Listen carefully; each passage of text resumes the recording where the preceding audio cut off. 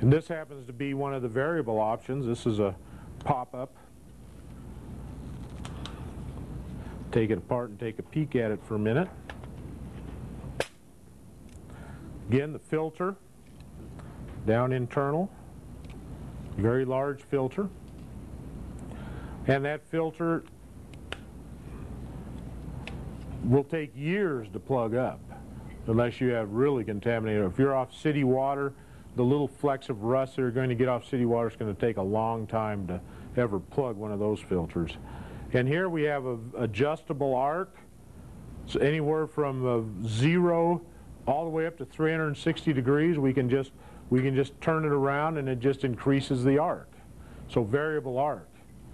Nozzle, they call them the van nozzle by some manufacturers.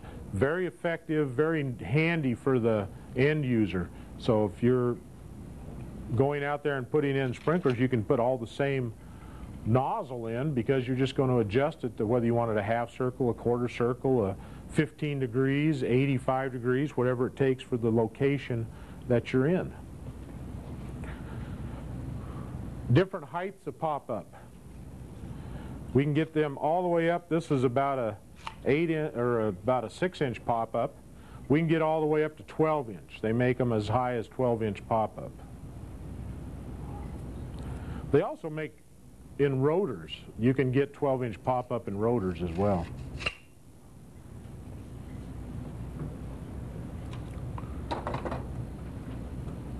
Any question on the sprays? Full circle turf sprays, about 6 gallons a minute will be the upper end. There's some that'll go as much as 6 gallons a minute. And about 20-foot throw. So we can get some pretty sizable flow rates out of those spray heads. They're putting a lot of water out. In ag, we're trying to do just the opposite. We're trying to get down and into those lower flow rates so that we can have real good water penetration. And so we really reduce the nozzle size for those. We have looked at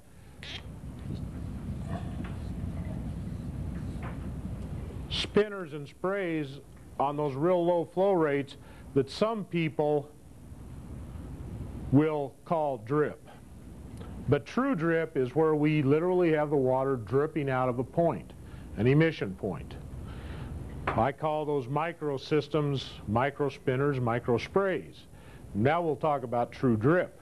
And drip is where we emit water directly out of one point.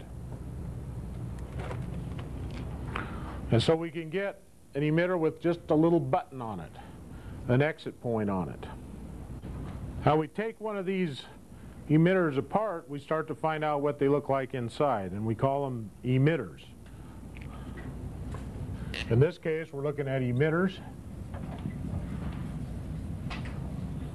Generally, pressure range, you know the exit pressure is going to be 0. You need about 10 psi on the front end, and you can go up to about 50 on the pressure compensating styles and they'll still work. Because lots of times we'll have a location where there's lots of elevation and you'll start at the high end of the field and the line goes downhill and you'll gain a lot of pressure just due to elevation. And so you have to go to a compensated style emitter. Whereas if you're on relatively flat terrain, you can use the non-pressure compensated style, and that removes any moving parts. The non-pressure compensated obviously going to be the cheapest because you don't have to have any kind of a diaphragm in there to regulate the pressure. The flow rates generally they're 1/2 to 2 gallons per hour.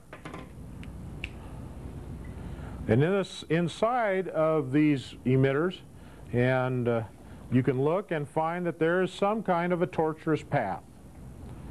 So the water has to come in through the barb that's stuck right into the pipe, comes up, hits the center of the hole, then has to work its way all the way around that tortuous path. It comes around the edge, has to work its way all around the tortuous path on the other side before it can drip out the hole in the center of the outward side.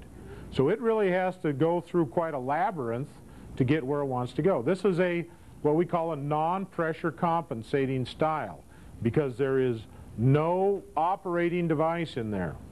All it does is it just has to make that path. It has to go through that labyrinth. And what that does is it started at 10 psi at the front end.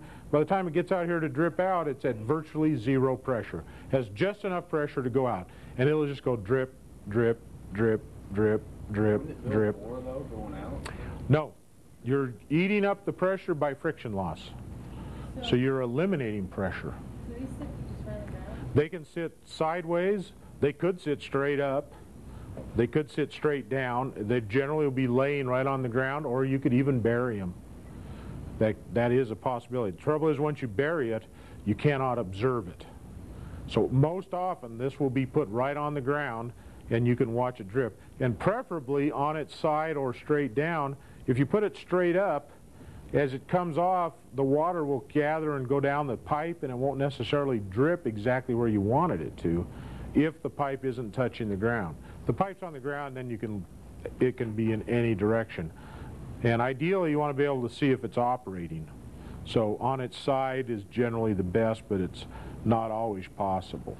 So how long do you have to run them since there's not very much pressure?